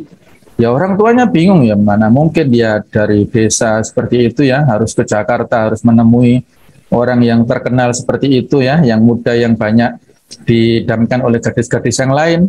Jadi si keluarga besar tidak mendukung keinginannya. Akhirnya apa? Yang sebelumnya wanita ini wanita yang taat beragama bagus ya, dia itu frustasi. Dan pada titik nadirnya, bahkan dia itu nggak percaya dengan Allah. Na'udzubillah min dzalik ya, Masya Allah. Dia berdoa jenuh ya. Jadi dia putus asa berdoa, sudah menunggu ya, mungkin 10 tahun, 20 tahun berdoa, tidak kunjung hadir ya. Tapi karena itu tadi, dia nggak logis. Permintaannya, obsesinya tidak sesuai dengan kenyataan. Jadi dalam hal ini, yang perlu kita padukan adalah memadukan antara realita dan idealita. Kita punya idealisme tadi, oke ya, pasangan kita punya 4 kriteria.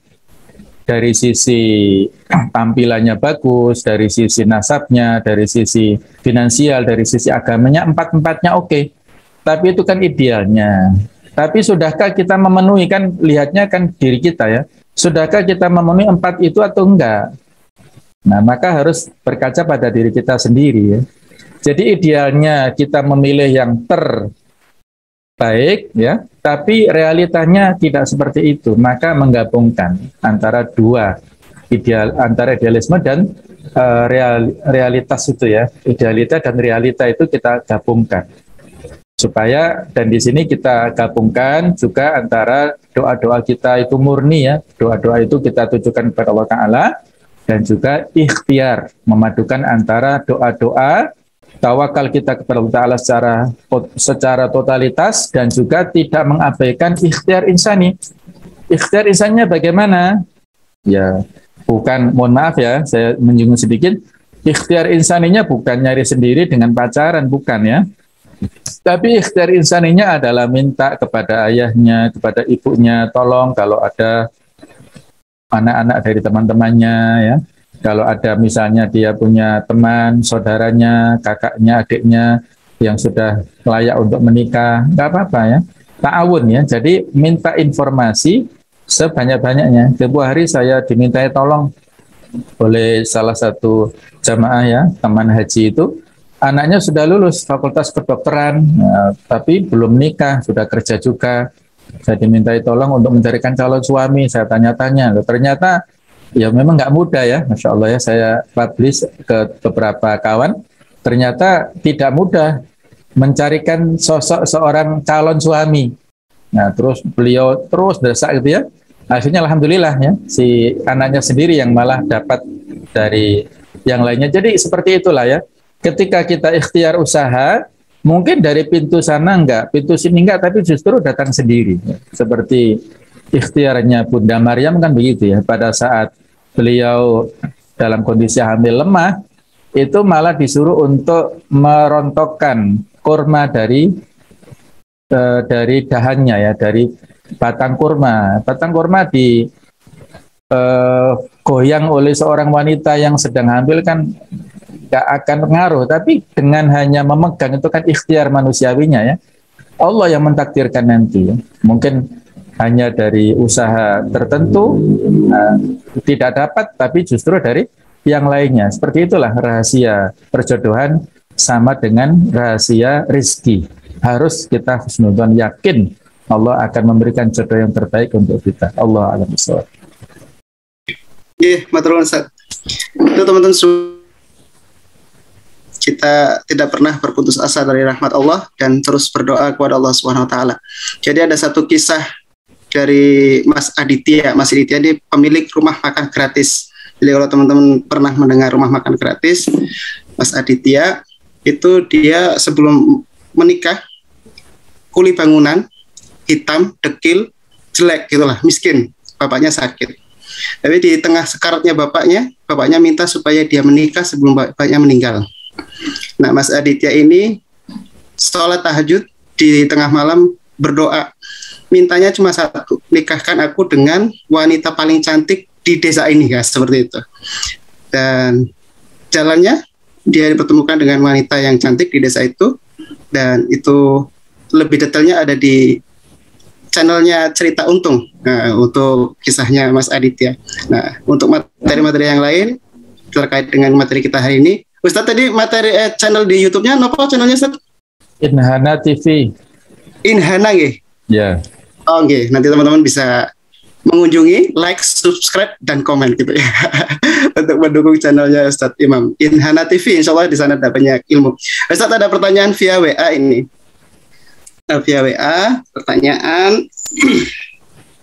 Ana izin bertanya.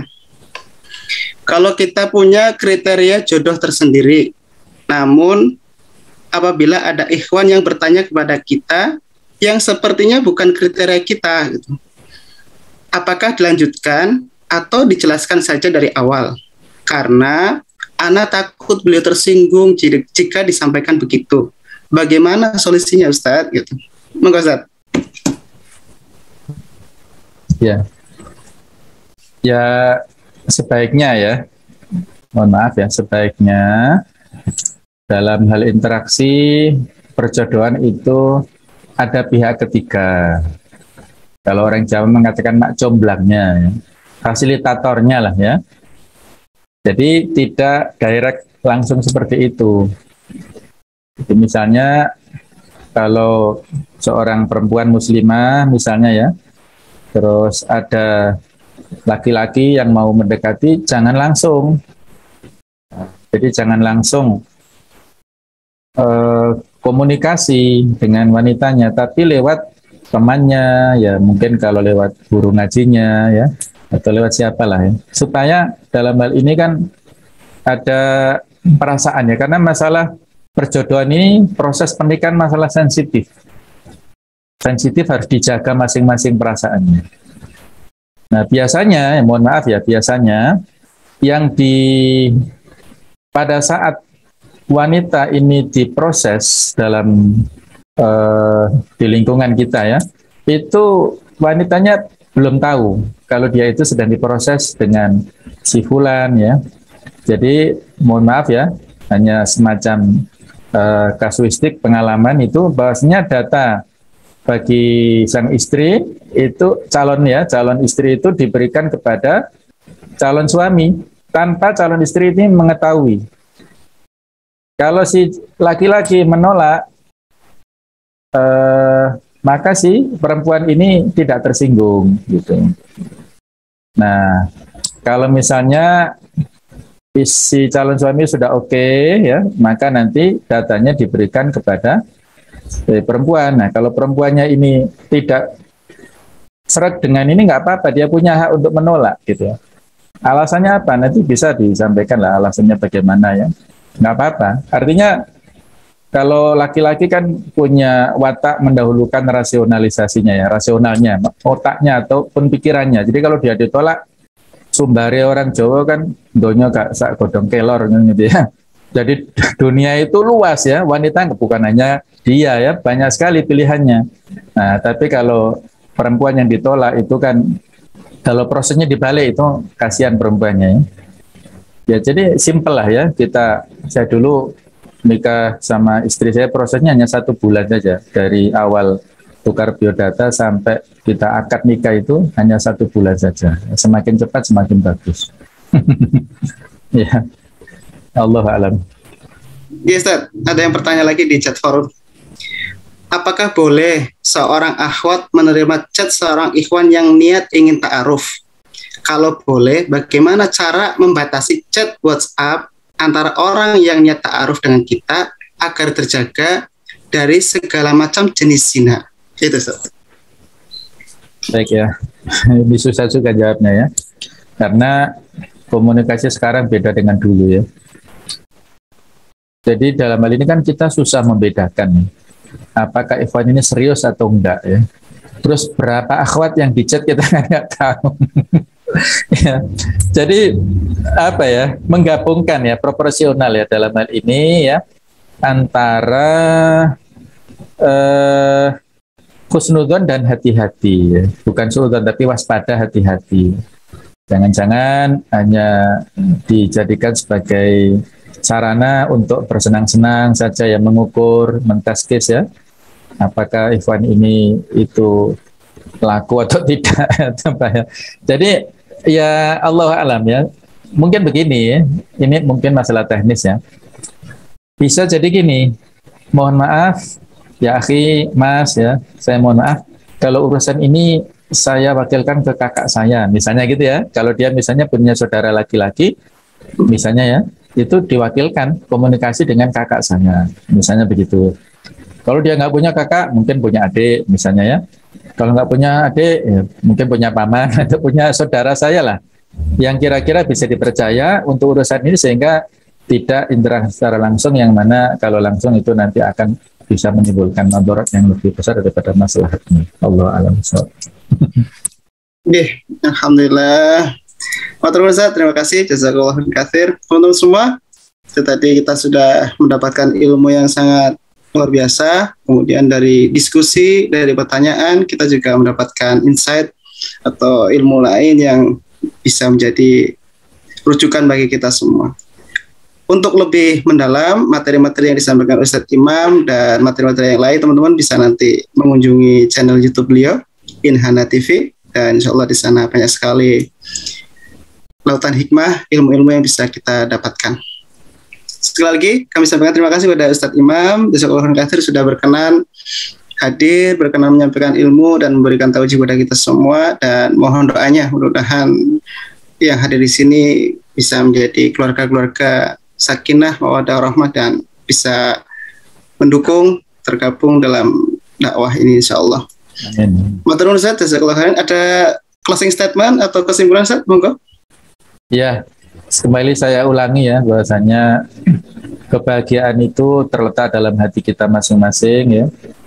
Dan marilah tugas kita adalah membersihkan hati kita, menjadikan hati kita adalah qalbun salim, yang dengan itulah insya Allah caranya dengan kita bertakwa kepada Allah Ta'ala.